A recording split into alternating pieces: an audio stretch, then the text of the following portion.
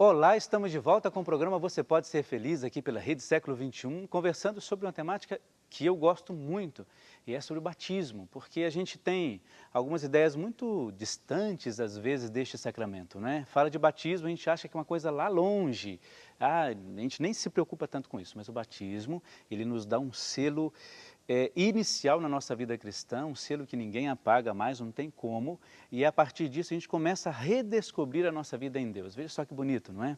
Então por isso que eu insisto muito com isso, que a gente saiba o dia que nós fomos batizados. Eu, por exemplo, fui batizado no dia 18 de abril, ou seja, 10 dias depois de ter nascido. Veja só, é aqui na minha cidade, lá em Vieiras, Minas Gerais, assim, o padre não ia frequentemente, como temos padres hoje mais frequentes nas paróquias e tal. Ainda tem muitos lugares que não vai, mas naquela época, há 45 anos, eu fui batizado 10 dias depois do meu nascimento. Isso é muito bonito porque é uma data que a gente grava. De vez em quando eu dou uma esquecida dessa data, a minha mãe tem que me lembrar, ó, foi dia 18 de abril que você foi batizado. Então, vale a pena pensar nisso, tá bom? Vamos lá, nós temos, antes de ler os pedidos, aqui nos nossos estúdios nós temos a presença de um padre comigo, o padre Rosário.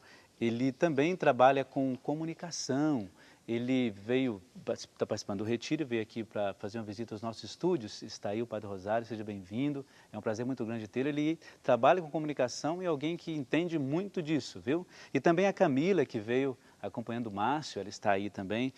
Muito obrigado pela participação e presença de vocês, tá bom? Muito bem. A Neuza de Fátima Mai, ela é de São Miguel do Oeste, em Santa Catarina. Ela pede oração por Neuci Copseu, né, o falecimento, aliás, pelo falecimento dele, e pela saúde de sua mãe, Lúcia, e por ela mesma.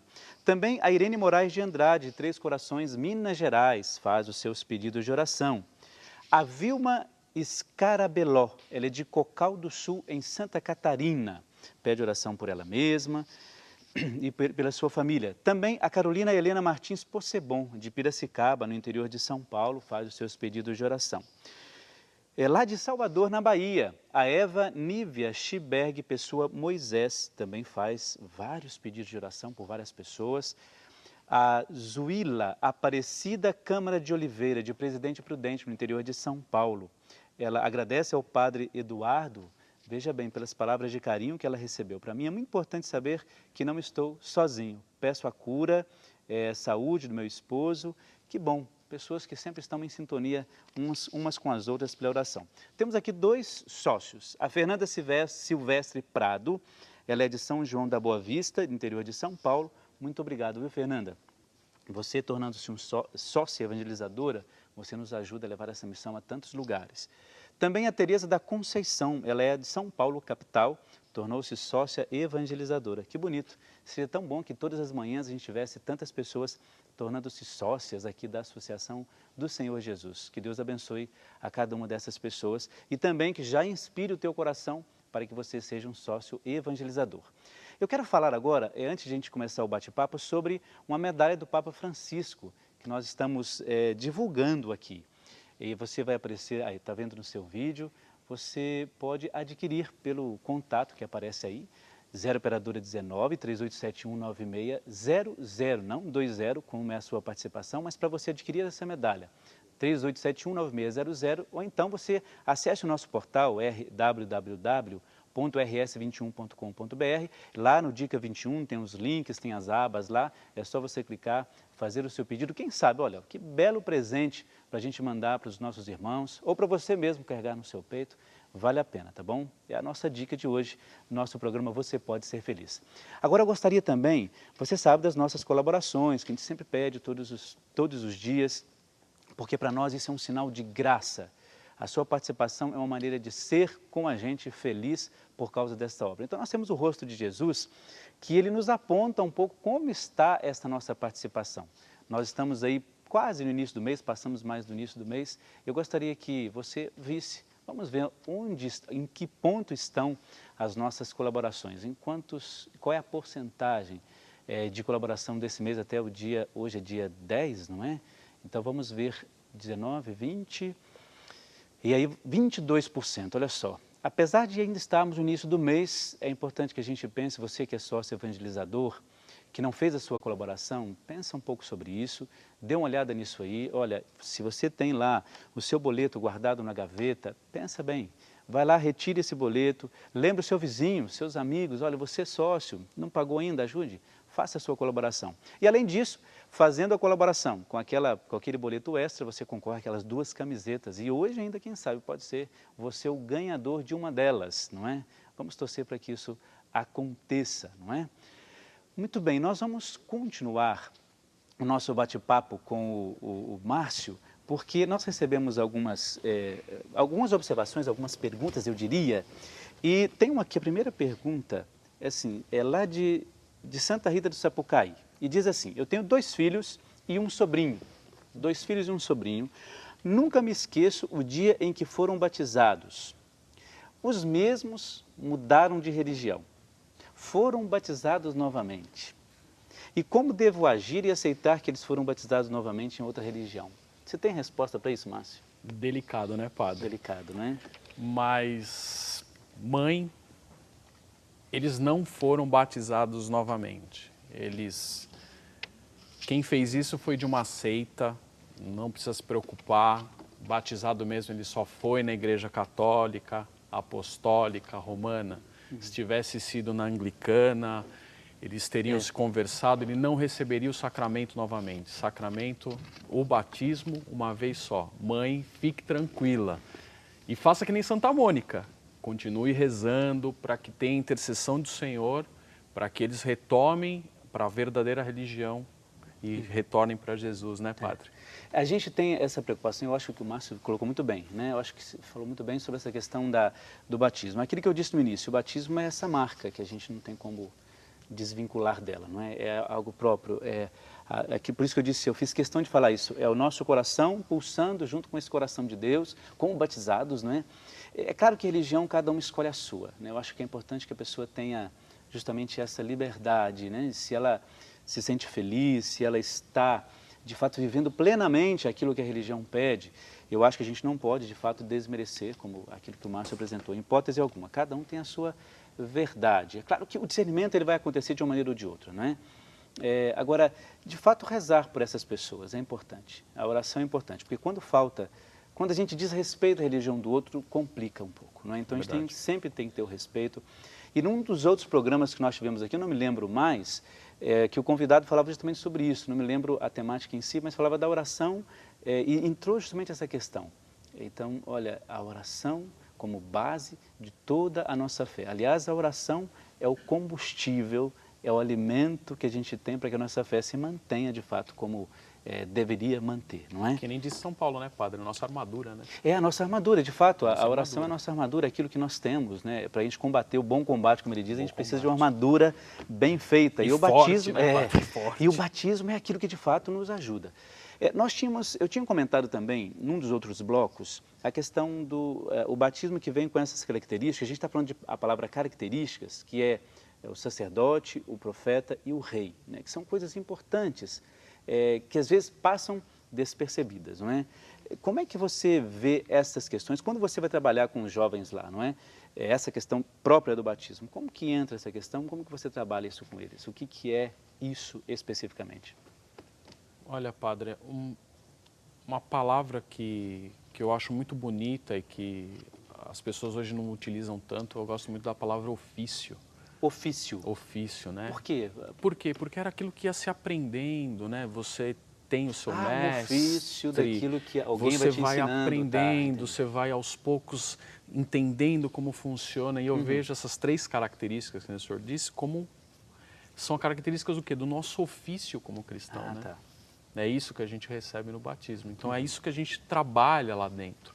Então, a primeira coisa que a gente pede muito para todos os jovens é o quê? Missa. É aí que começa tudo, né, padre? É aí que a gente vai aprender a ser sacerdote, né? É aí que a gente vai aprender a ser profeta. E é na Santa Missa que a gente vai aprender a ser o que é rei de verdade, né, padre? Exato.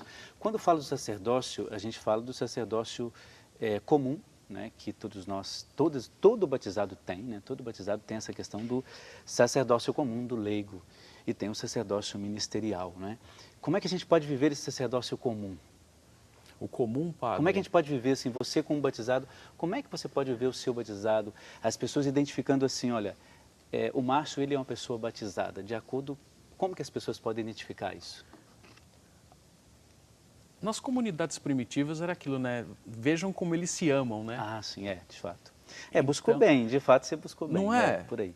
Assim, a gente procura muito ensinar pela simplicidade lá. Uhum.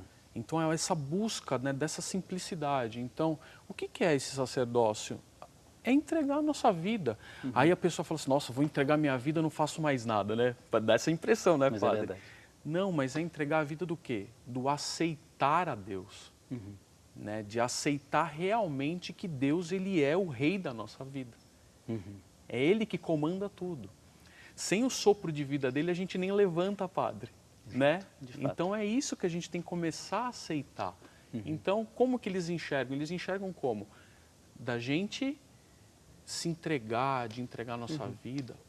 Todo mundo que trabalha em comunidade sabe que o trabalho pastoral não é fácil. É exigente, né? Né? Exigente, muitas coisas acontecem, o dia a dia é uma correria enorme, a gente sempre tem outras preocupações e a gente sempre pensa em desistir, né, padre? Fala assim, não, mais uma reunião de dia de semana à noite, fica Trabalhei o negócio, dia inteiro, preciso descansar.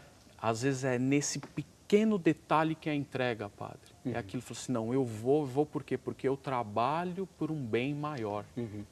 É importante a gente ter essa identificação do sacerdócio comum, porque assim, a gente fala comum da pessoa que é menos, que é inferior, não é isso. Eu acho que é mais uma nomenclatura, é uma maneira de dizer e de diferenciar, não é? Mas no seu trabalho, por exemplo, não é? Na sua família, né? Um bom pai de família, uma boa mãe de família, um bom catequista, acho que você é um bom catequista, né?